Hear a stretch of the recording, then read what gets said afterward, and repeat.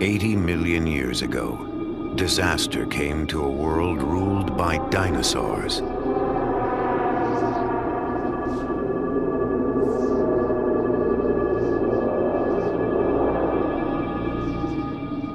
It came in waves of sand and wind that buried every creature alive.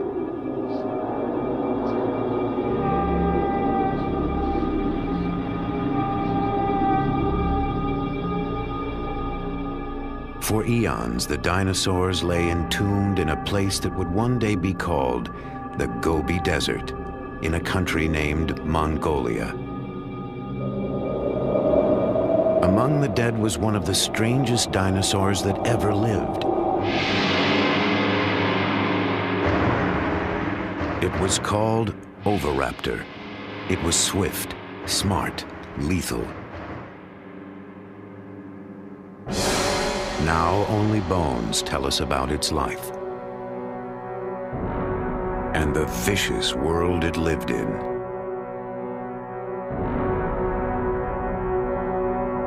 The bones have given us a glimpse of those ancient times.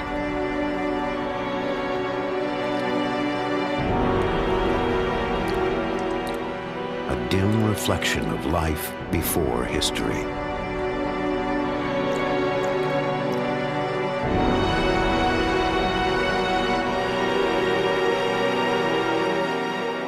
But there is more to the story.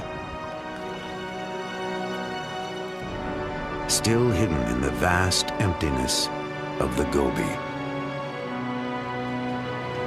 Now, an ambitious expedition is traveling to that distant desert to uncover the secrets of the Oviraptor's world.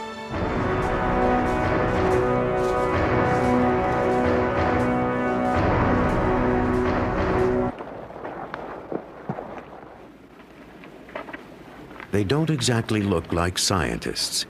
Often they're mistaken for each other. But Mike Novacek leads the expedition, along with colleague Mark Norell. They could be taken for surfers, but they're from the American Museum of Natural History.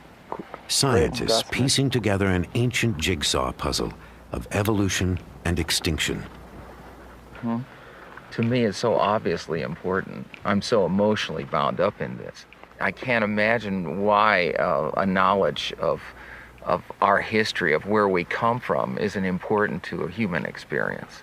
Could you imagine what it would be like to live in the late 20th century and not know that extinction actually existed? There's also just a sense of discovery. I mean, every bone that we find tells us something about how the world was 80 million years ago, which is pretty neat. Just having a sense of history of what the planet was like and what the planet has gone through, I think just increases our appreciation for our own existence.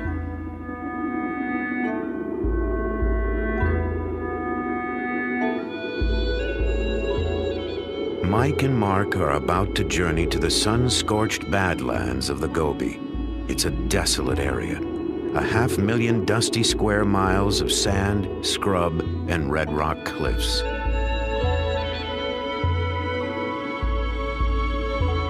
But it's a paleontologist version of heaven, for this is where the Oviraptors lived and died, and lay untouched in the earth for millennia.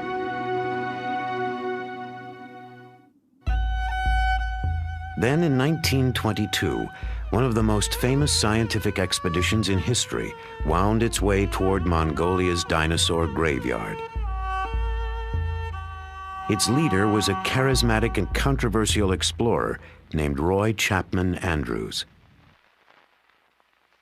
Like Mark and Mike, he came from the American Museum of Natural History.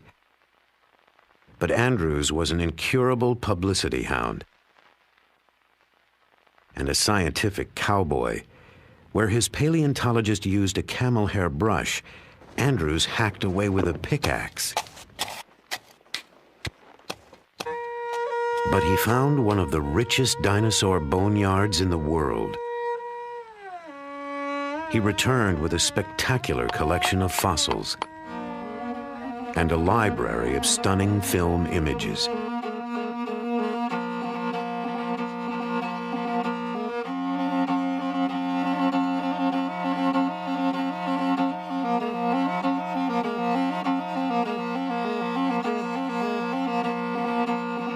But in the 1920s, communists seized power in Mongolia.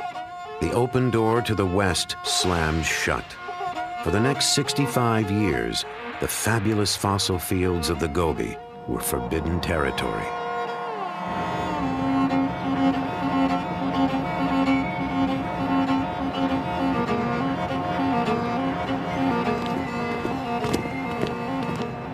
Now everything's changed. Only token symbols of Russia's domination remain. Finally, Western scientists can return. What about, we don't want those onions? They rot. They rot in 2 days. So Yeah. I don't know. Mark and Mike were among the first scientists allowed in. They're now back for their 6th expedition with the Mongolian Academy of Sciences. 3 kilos? 3 kilos. 3 kilos. Yeah. All right, ready to rock. I'm ready to roll.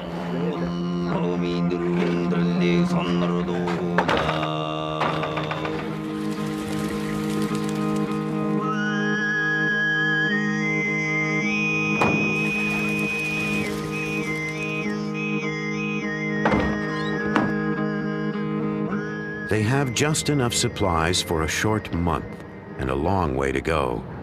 Retracing Andrew's footsteps on their way to one of the richest concentrations of fossils in the world, a place called Ukatolgad. Over a vast span of time, Ukatolgad was ruled by dinosaurs. Dinosaur history can be thought of as a great empire that lasted a few 100 million years. That's a significant slice of the history of life. Imagine that time from the moment the dinosaurs appeared till now is a single day. At midnight, dinosaurs first walked the earth. They're flourishing at noon. They don't go extinct until 5 in the afternoon. Time passes. The first modern man finally appears a minute and a half before midnight.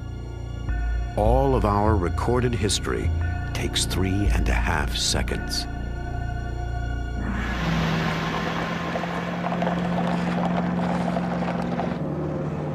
In the Gobi, time seems to have stood still. The Gobi is such a big place, and it basically has no life support system.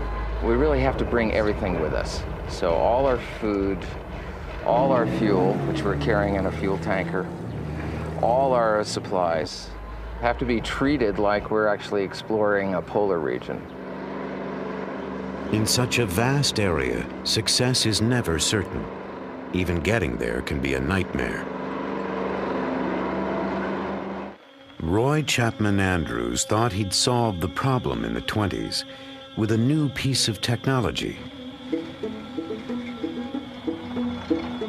When it was announced that we were to attempt a scientific exploration of the Gobi Desert with a fleet of motor cars, men said that we were little less than fools. Only camels had been used in that country. We had 40 men, 8 motor cars, and 150 camels to carry supplies. It was the biggest land scientific expedition ever to leave the United States. Roy Chapman Andrews. From China, Andrews headed northwest. He left Peking, then crossed over the border, and drove deep into the parched heart of outer Mongolia. Mongolia, a land of painted deserts dancing in mirage. Mongolia, a land of mystery, of paradox and promise. A thirsty land, a land of desolation. Gazelles, wild asses, and wolves ranged the marching sands. Few explorers had been there, and they brought back tales of thirst, cold, and hunger. But Andrews found one more thing: mud. Our average speed was only 4 miles an hour. Rocks, ravines, washouts, and ditches followed one another in rapid succession.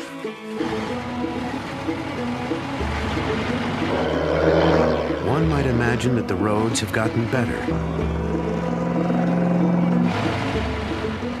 They have not. And even modern Jeeps aren't built for a desert like the Gobi. We have an electrical problem, and we don't know what it is. It's not a very complicated wiring plan. A Russian Jeep.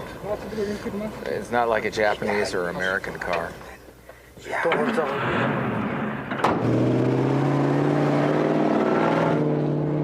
They're up and running, but next, it's a truck's turn.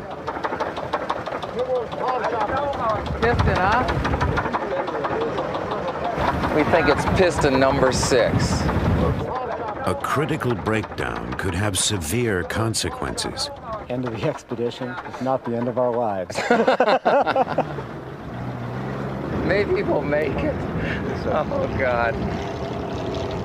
With the nearest gas station some 500 miles away and time already getting tight, things will have to go smoothly from now on.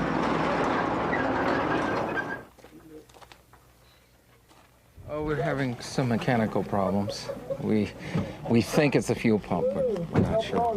This could be way bad. Could be. It seems to me I got this thing in there without doing the twisty deal. Maybe we'll tow it or Abandon it. Get on with it. We can't stay here more than a day.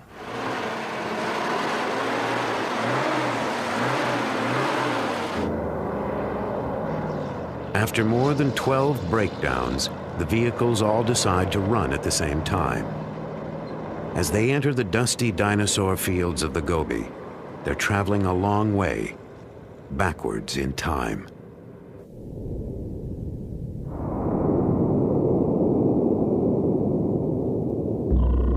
Dinosaurs first appeared some 230 million years ago in a world with a different face. The creatures were thriving 100 million years later as South America and Africa split apart.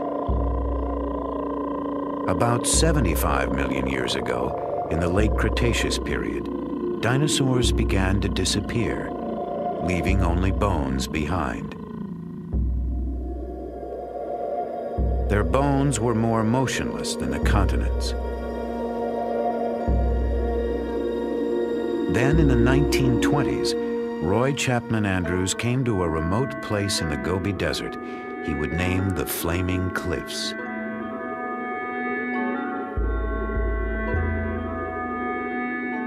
It was a likely-looking place. There appear to be medieval castles with spires and turrets, brick red in the evening light, colossal gateways, walls and ramparts. A labyrinth of ravines and gorges studded with fossil bones make a paradise for the paleontologist. Without a doubt, there were hundreds of bones lying just beneath the surface. But where? If only my eyes could pierce that baffling surface and get a glimpse of what lay concealed. Within minutes, they were finding fossils. Andrews and his team had stumbled onto the mother lode of dinosaur bones. They discovered the remains of some 200 different animals, many of them completely new species. The fossils revealed a world that Andrews found alien and terrifying. Dinosaurs were the sort of creatures you might think of as inhabiting another planet, or the kind you dream of in a bad nightmare.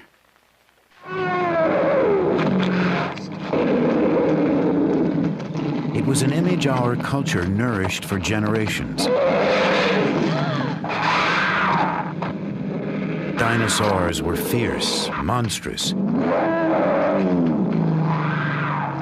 and not all that bright.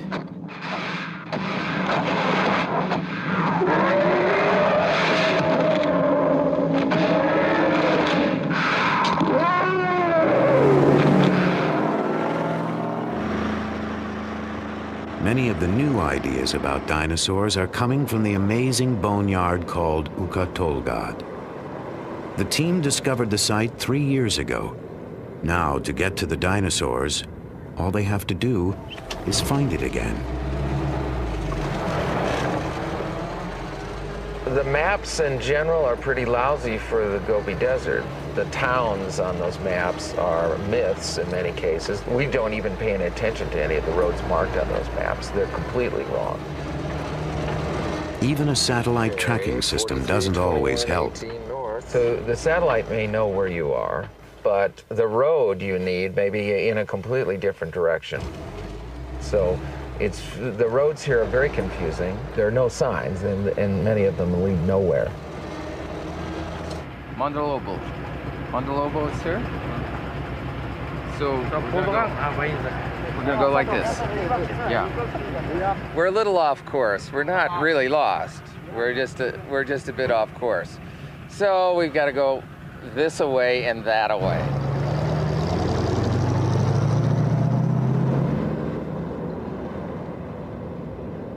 At times, you have to go in circles to move forward. Roy Chapman Andrews, too, spent more than a few days wandering the Gobi. But in the end, he blundered into a discovery that stunned the world. A member of his expedition literally stumbled across a critical link in the great chain of being. On July 13th, George Olson reported that he had found some fossil eggs. We did not take his story very seriously. Nevertheless, we were all curious enough to go with him to inspect his find. There could be no mistake.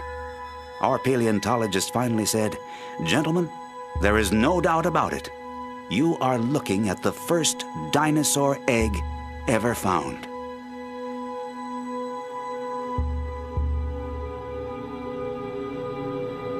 The discovery made Roy Chapman Andrews a national hero.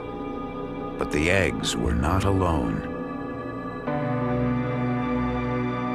Lying above the nest was a bizarre skeleton, a bird-like dinosaur unknown to man. It had apparently been caught in the act of murder, stealing the eggs. So it was forever cursed with the name Oviraptor, Latin for egg thief. It would be years before we discovered the strange truth about the animal called Oviraptor.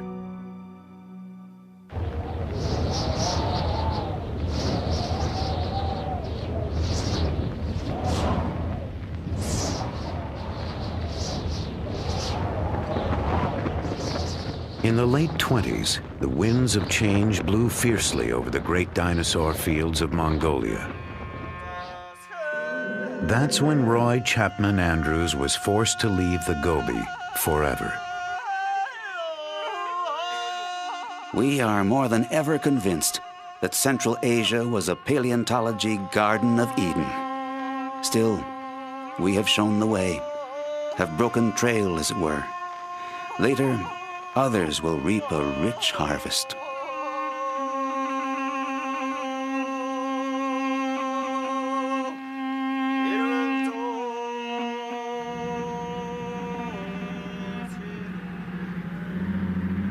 Decades later, Mark and Mike are hoping to find the treasures that Andrews left untouched in the sand.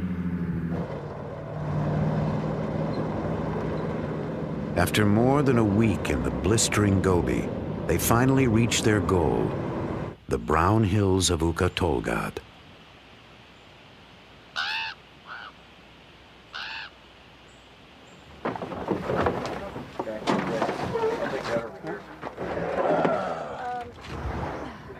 With all the delays, they've only got 2 weeks to work. This is the place where they've pinned all their hopes. With luck, a year of shifting sands has exposed more bones. But even here, there are no guarantees. It is possible to fail in the Gobi. It's a huge area, a huge tract of land. There are lots of rocks, but they don't all contain fossils. You can drive to what looks like the most tantalizing set of badlands you can possibly imagine and not find one scrap of bone. It's a treasure hunt in a way, and it is sort of like finding a needle in a haystack.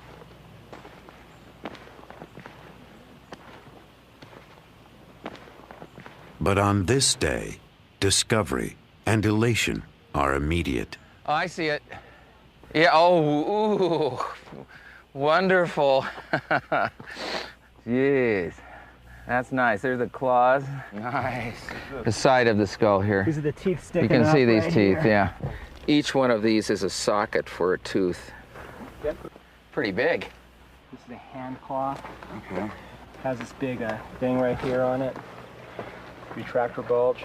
And it's a hand of an oviraptor. Got medium. They've hit the jackpot. Among their first finds are oviraptors, the creature Andrews knew as egg thief. That's it. Nice. Yeah, this is an oviraptor. Here's a big manal. Considering that oviraptor is one of the rarest dinosaurs in the world, and there'd only been a handful of specimens found before we discovered this place, where we found 25. I mean, today we found at least 5 just in the first 20 minutes. This is really not what paleontology is like. Most of the time, you don't go find 12 skeletons in a half an hour. There's another one right there too. Yeah. Each one of these little mounds of little white flecks sticking out there, that's the eroded rubble of The sands of Ukatolgad, moving toward a tragic destiny. I think this was an oasis 80 million years ago.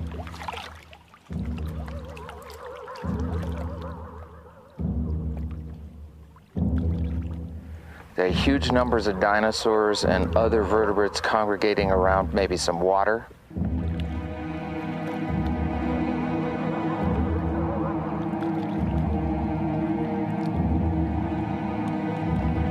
And on occasions, not just one event, but on several occasions, these animals were buried in these sands. We'd have to imagine an enormous sandstorm or an enormous force bearing down on these creatures for such a disaster.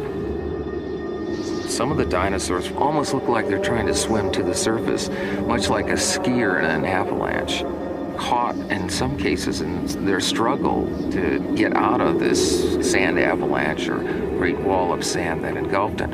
Perhaps they suffocated in the sand.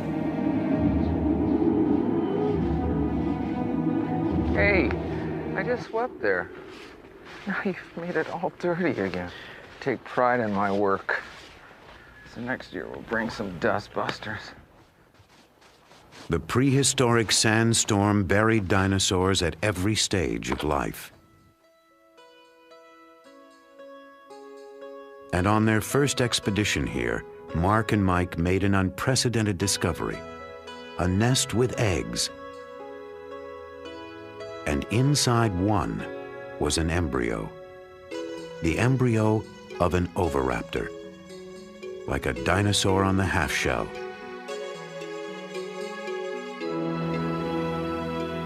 Here was the vicious carnivore, the egg thief, just a tiny baby about to hatch.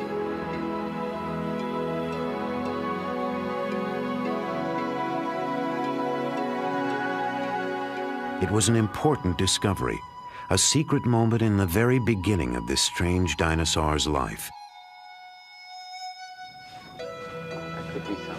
This year, they're hoping to find out more about the oviraptor and its fate.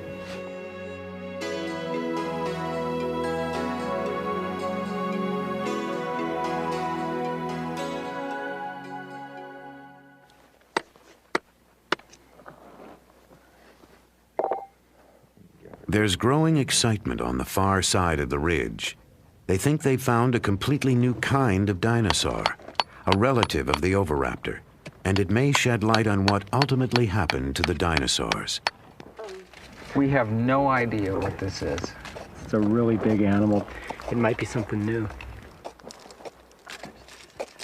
This specimen has a lot of important implications that go beyond just being a really beautiful object, so it's exactly what we wanted to find. We hope. The skeleton is what's important. Mark and Mike believe that these bones may help prove an exciting theory, that some dinosaurs actually evolved they evolved into creatures that are still alive today. The bones tell the story. There are uncanny similarities in the skeletons of certain dinosaurs, like these. And modern birds. Almost without doubt, they shared a close common ancestor. And each new find may help prove that dinosaurs did not really go extinct, that birds, in fact, are dinosaurs.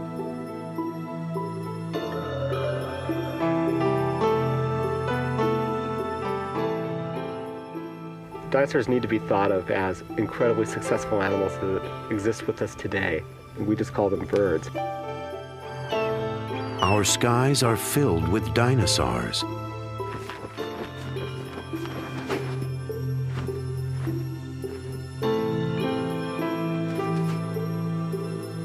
It's a bad metaphor to use to call something like dinosaur-like, you know, just because it's old, obsolete, ugly, stupid, and slow. I mean, that's not what these animals are all about. I mean, it's like the swifts flying around here and things. I mean, they're a type of dinosaur, and that they're still with us now.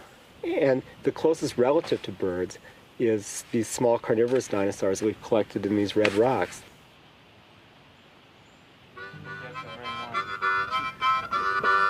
At day's end, hopes are high that this new find will help connect the dots between dinosaurs and birds. The feeling of anticipation is palpable, if not always exactly in key.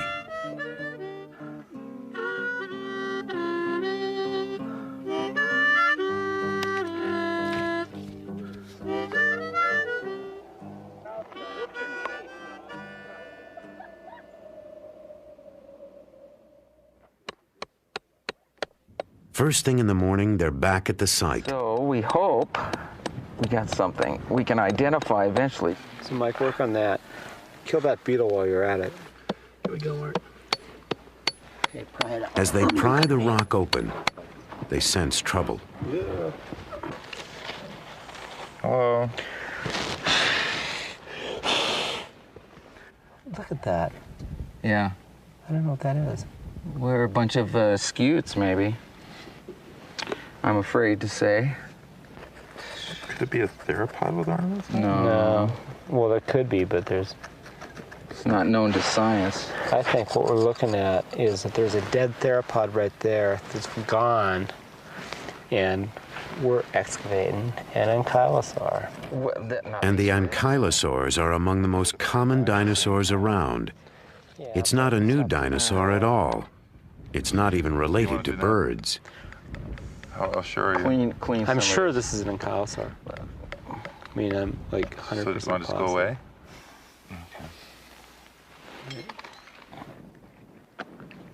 What they want to do now is give up. All that work.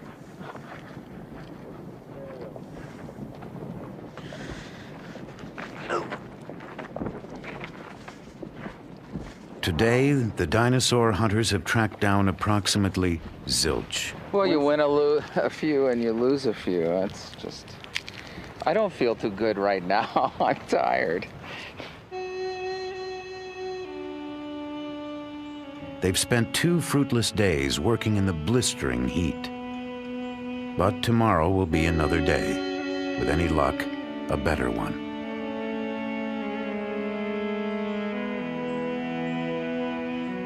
Instead, nature decides to add insult to injury.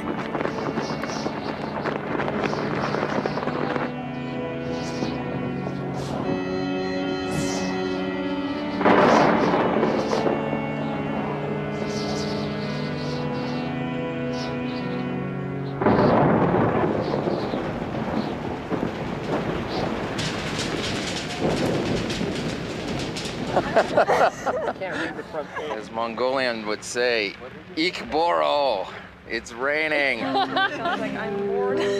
Yeah, it sounds like I'm bored, yeah.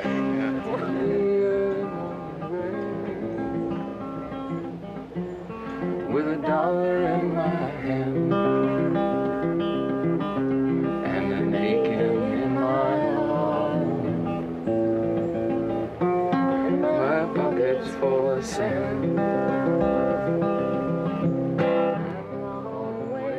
The sun burns off the disappointment.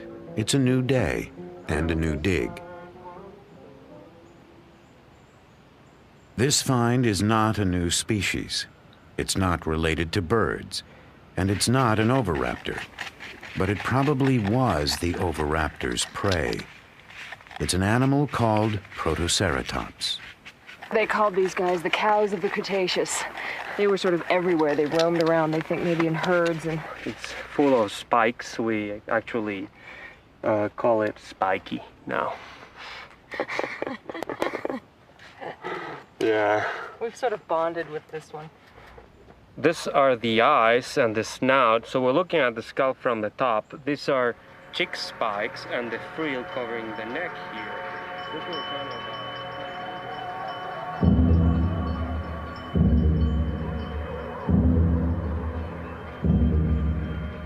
Protoceratops was a bizarre dinosaur, a hog-sized animal with a beak like a parrot's, a strict vegetarian that grazed the ancient Gobi. Around its head was an elaborate shield, but the shield didn't protect it from its enemies.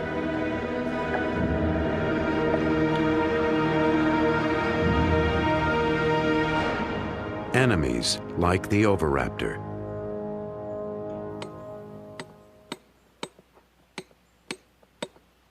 And that's exactly what the team digs up next. Oviraptors, a pair of them, lying so close together they seem to describe an ancient romance. Yeah, we're kind of fond of them. Yeah. We're trying to figure out what names to give them. Yeah. Well, you know. Ozzie and Harriet, Romeo and Juliet. Batman and Robin. Well, we have a hypothesis they were holding hands. They were sort of reaching for each other across the miles. The star-crossed oviraptors are given the permanent nicknames of Romeo and Juliet. So we have one hand just down here. This is the other one. Krista now is gluing another hand. And this is, of course, the neck coming up and the head and the hip bone. And over here, we have a claw. It's a long, hard process to excavate the past, but they've done it before. Over the last few years, they've uncovered a world of almost preposterous beings.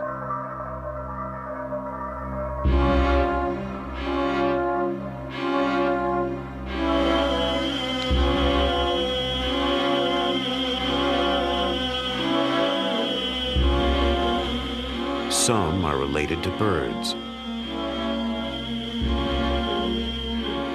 Others are even related to us. Our tiny ancestors, mammals that lived alongside the oviraptors. Most of these mammals were small, like early mice and shrews. But these insignificant creatures gradually evolved into all the mammals of our world: the cats, the aardvarks, the whales, and even human beings.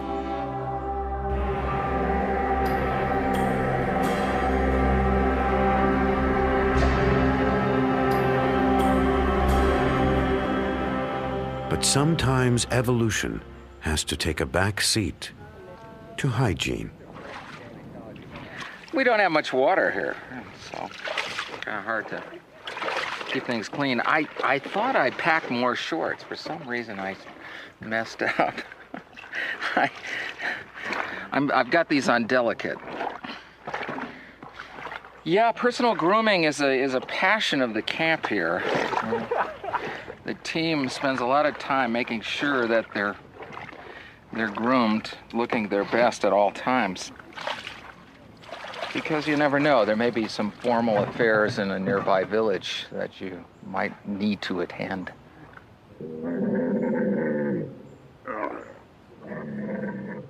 There are only a few days left. It's time for the second act of Romeo and Juliet. The oviraptors await a sheltering shroud of rags and plaster. They're now in the skillful hands of preparator Amy Davidson.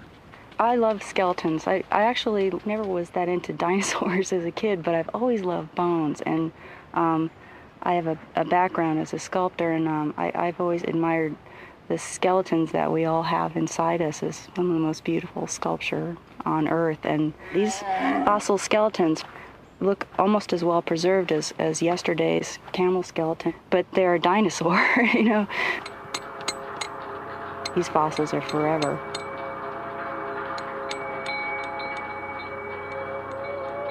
It almost lasted forever.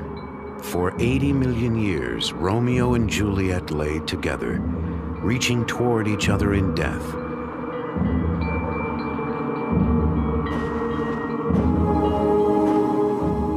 What were they like in life? Did they hunt together, share food with each other, fight with each other? Or was this love among the oviraptors?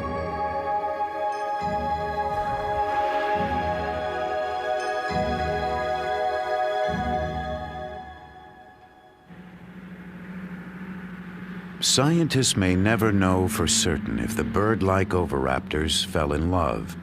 But now there's a new find that digs even deeper into the private lives of the dinosaurs, a place paleontologists usually enter only in their best dreams. Oh yeah, it's farther down. They've discovered another oviraptor. And then, in the dirt below the skeleton, eggs, an entire nest.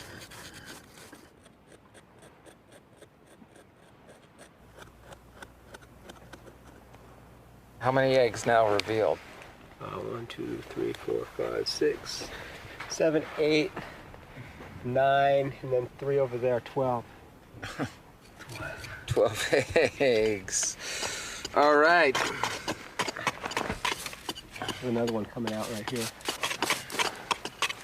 Now, this is really a great fossil find because it's one of the rare instances where we can capture a little bit of behavior that's 80 million years old. Here we have a sort of a day in the life or the death of a creature, of a dinosaur, in association with something it did during its life. This one was fossilized where it dropped, and it happened to drop right on top of its own nest. She didn't just drop there. The good mother oviraptor was sitting on the nest. They probably brought food to their nest, as birds do. And the good mother tended her eggs. Like a bird, she prodded them into a circle. The fearsome carnivore of the Gobi was parenting. So the story of the dinosaur named Egg Thief has finally come full circle. The oviraptors watched over their eggs and took care of the nest. Now they will never be seen as simply nightmare creatures again.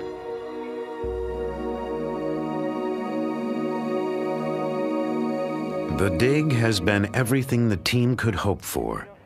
But to see what they've really got, they have to get all the fossils safely out of the ground, and then take them on a trip exactly halfway round the world.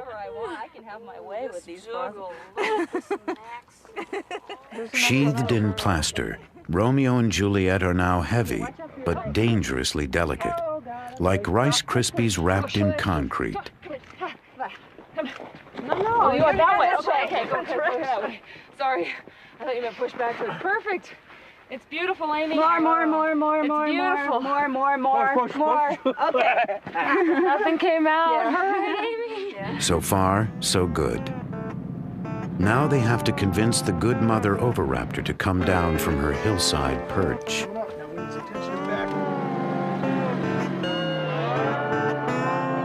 It's like moving a grand piano off a cliff.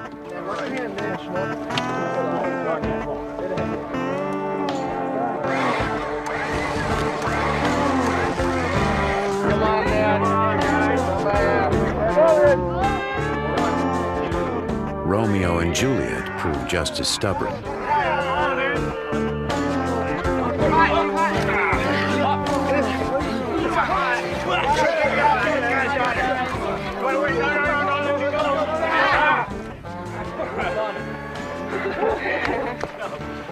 I'm happy. Just drive slowly, please.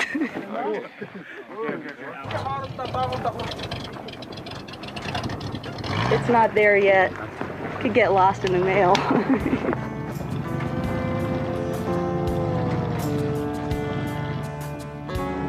They do get lost in the mail.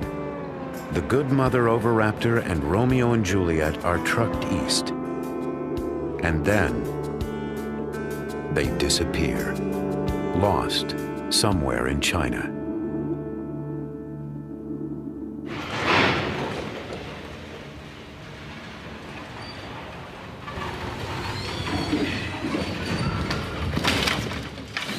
After 4 months bound up in Chinese red tape, the dinosaur fossils finally make it to their destination. The American Museum of Natural History in New York.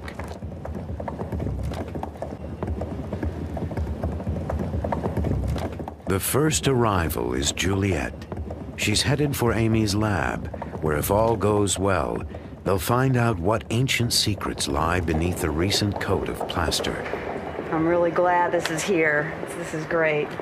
From the summer in the Gobi to the winter in New York City.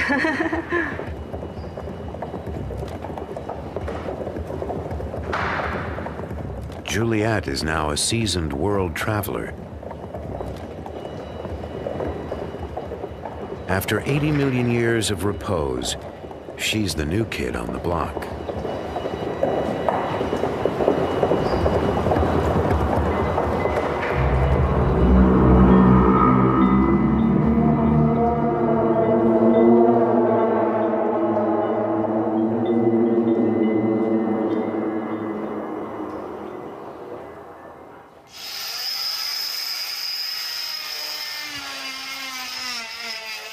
There's a lot of questions at this point.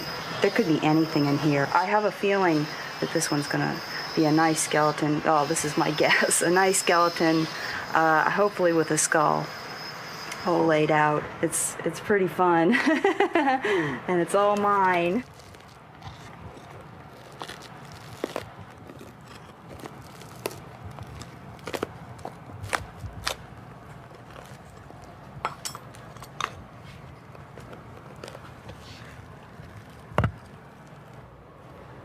It's a tricky business. Millimeters make all the difference. Yeah, this is good. I'm really glad I didn't saw through a bone in the process. It's weird. It's just opening this little window into this world I was living last summer. Yeah, this looks good.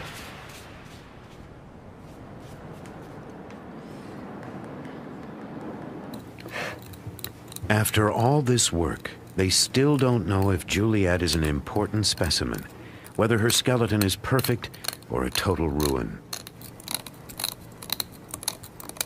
Oh, this is great. I'm really psyched because this is the skull. It does have a skull. We're really, really happy.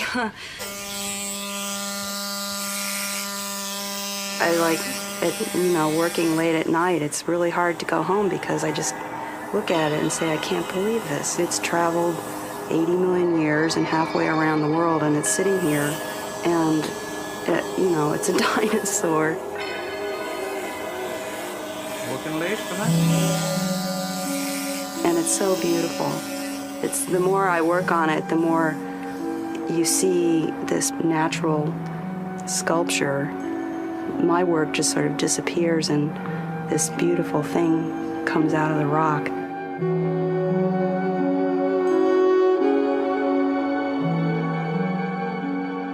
The process takes weeks.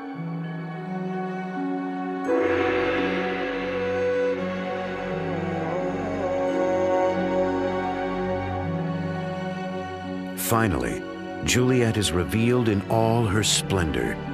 She's everything they've been hoping for. Perhaps the most perfect specimen ever found. A dinosaur for the ages. It's a beautiful fossil. In fact, I mean, I think that this is probably the best prepared and the best preserved oviraptor that's yet been worked on from our expedition or even anywhere in the world. I think we're going to have to be able to relish in the fruits of last summer for many years to come. Makes you wonder what's still out there. She's more than a pretty face. These bones will help us trace the evolution of dinosaurs into birds. Meanwhile, Juliet makes a scientist dream about the world she left behind. I think what fascinates me is the broad picture. What was it like if you were flying in a little Piper Cub over that area like some of the bush pilots do over the Serengeti? What would it look like then? All those dinosaurs and the mammals and the lizards and the goby. After 6 long summers, Mark and Mike have uncovered the hidden secrets of the goby, making Juliet's world feel almost real. You could picture a lake, perhaps, and some cliffs, and a bunch of oviraptors on a cliff like a colony of seabirds, perhaps.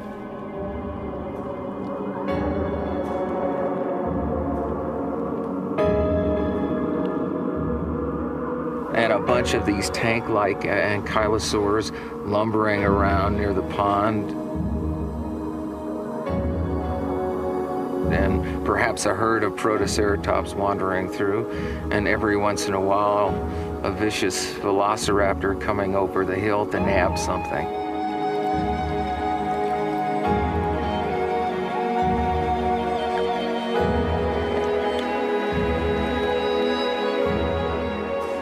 And we can imagine the oviraptors, Romeo and Juliet hunting together, and the good mother minding her eggs.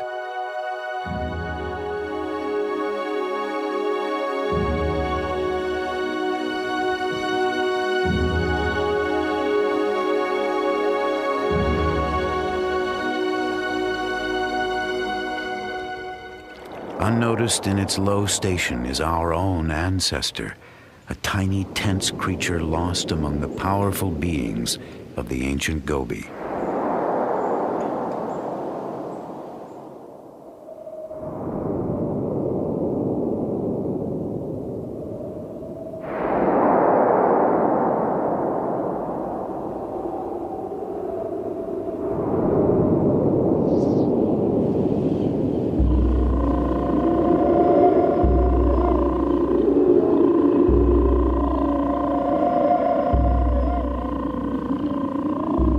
In the end, they would all disappear from the face of the earth, along with most of the creatures of their world.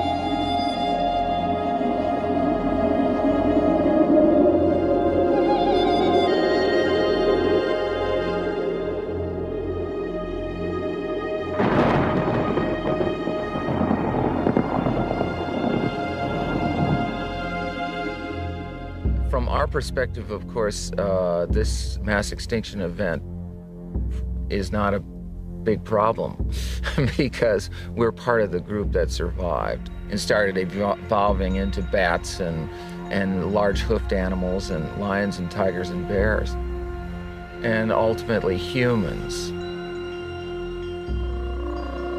Ultimately, humans, like the oviraptors and most of the dinosaur kingdom, may not be able to count on permanent residence on Earth. Every species that's ever lived has become extinct or will become extinct. And whether extinction is due to the total decimation of a population or whether it's due to the evolution of that species into another species, nevertheless, everybody becomes extinct eventually. So in that view, we've had it. Some species lived and then died out, a story like any other story. Others evolved, changed, and lived on. So perhaps a message about our own future is encoded in these silent remnants of the past. The only real knowledge we have of our distant biological past is from the fossil record. And it gives us a sense of who we are and where we sit in the world and what that world might become. Time is the hardest rock to pierce, and the story of life, with its infinite changes, is the greatest mystery we have. But the expedition has been blessed with luck. They've gazed into the past and brought the violent and tender world of the oviraptor that much closer to our own.